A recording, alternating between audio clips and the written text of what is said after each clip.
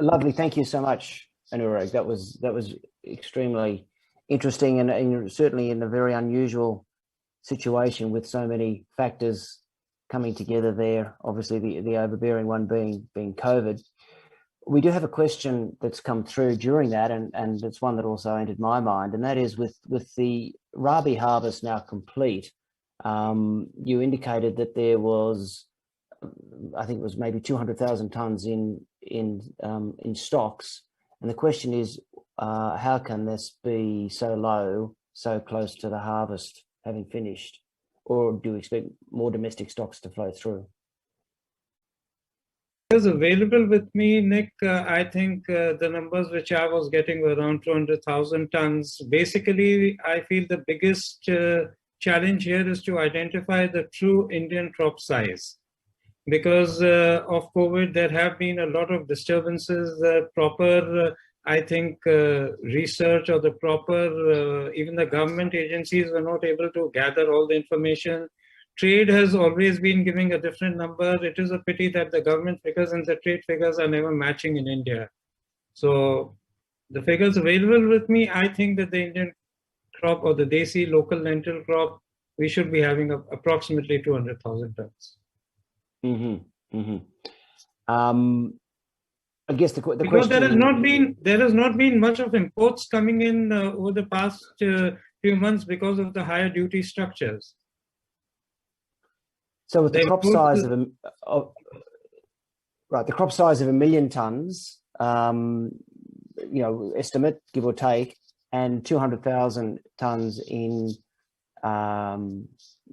reserve or in supplies, I guess the question is where is that the gap come from, the 800,000 tonnes that might have been consumed in the last 3 or 4 months?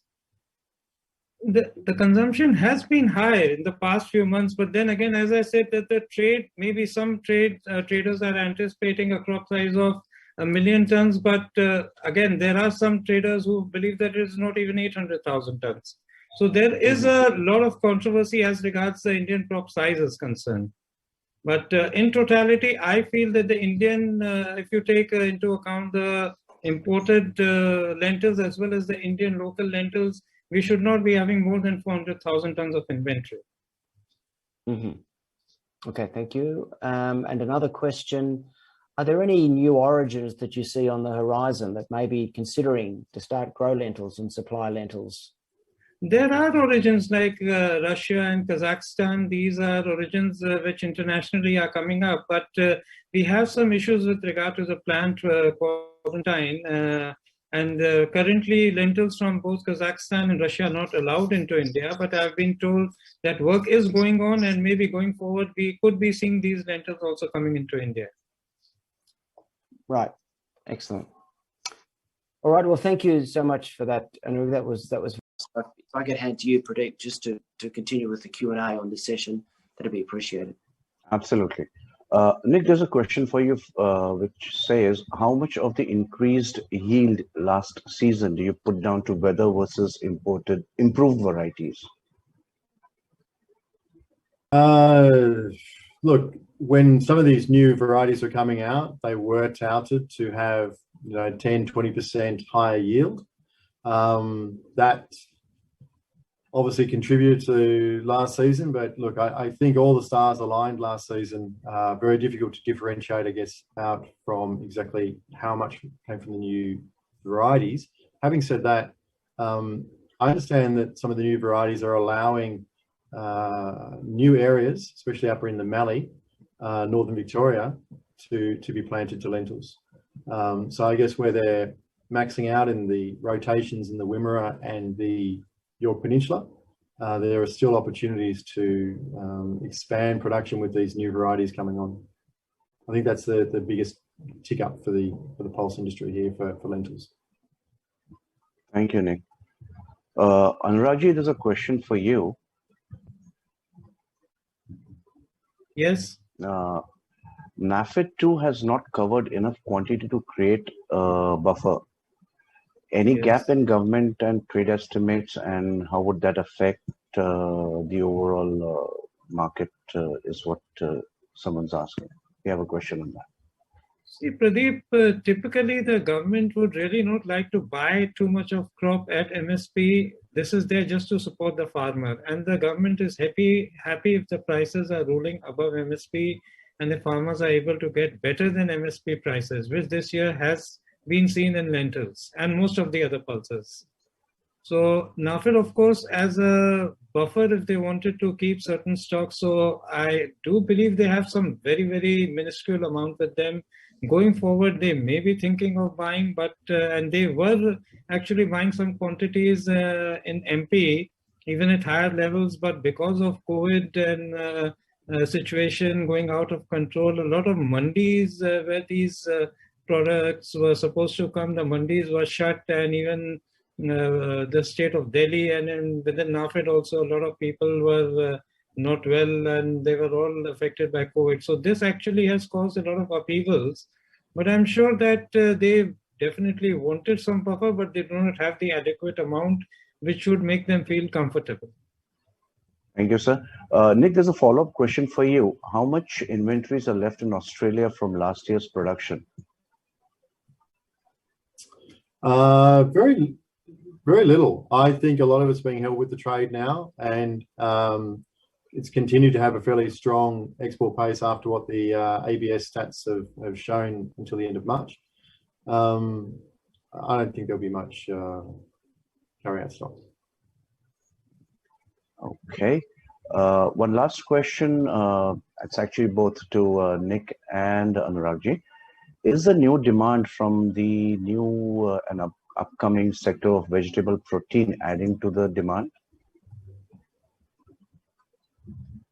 That is not seen so much in India, but I'm sure this is really catching a lot of attention in the western part and in the developed countries. So with regard to Australia, I did hear a couple of companies going into lentil proteins and isolates, but in India it is still to catch up. This is what I feel. Nick would be in a better position to comment. Yeah, it's still a very nascent industry here in Australia, and the focus isn't lentils. It's high proteins, it's faba beans, it's lupins. It's not really lentils. Again, question, sir, Anurag, to you. What is the contribution of the removal of stock limits in overall increase in prices of pulses and other agri commodities? Anything that you would like to say on that? Stock limits, lately the government has not resorted to any stock limits. Of course, removal of stock limits do give a big relief to the traders as well as the millers, because such impediments like stock limits are like a sword hanging on your head.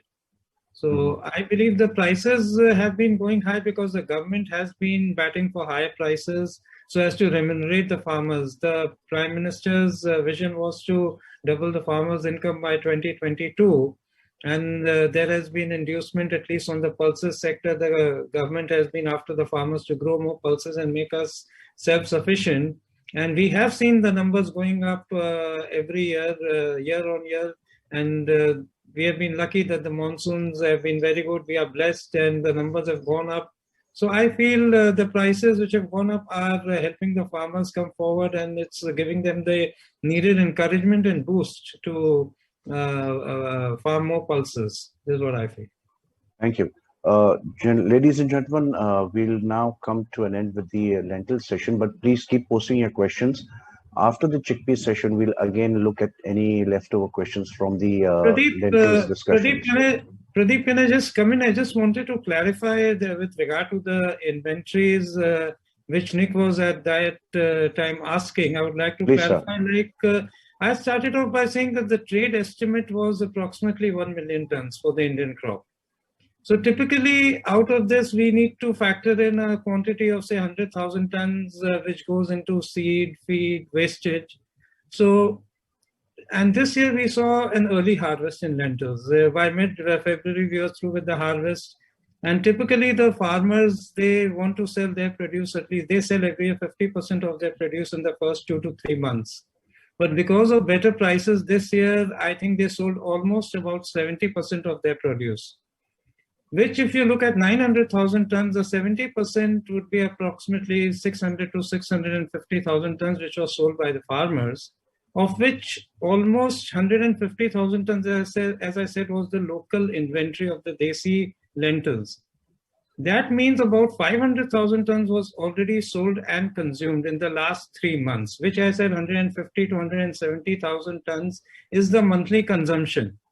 So from 15th Feb to until 15th May, we were totally dependent on the Indian lentils, and we did consume this approximate figure of 500,000 tons.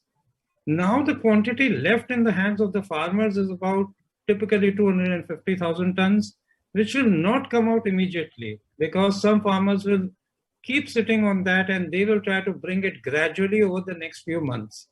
So even if we factor in the next harvest, which will come, say, by Feb, we have at least 8 months going forward to consume this 250,000 tons, which have not taken into the inventory, and this will come gradually.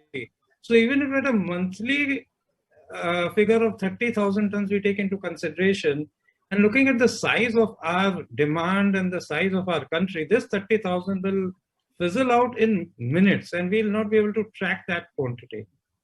So I'm sure that now people are clear as to where I was coming from, stating that the trade estimate was approximately 1 million tons, and why we are left with only about 150,000 tons. And this 150,000 tons of the Desai lentils are in the hands of the millers across Delhi, MP, UP, Maharashtra. This is scattered. This is not in any individual hand.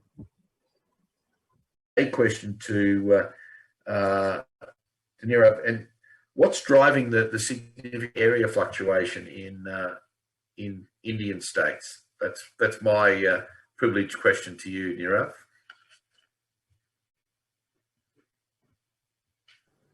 Sure. So, I'll answer to that.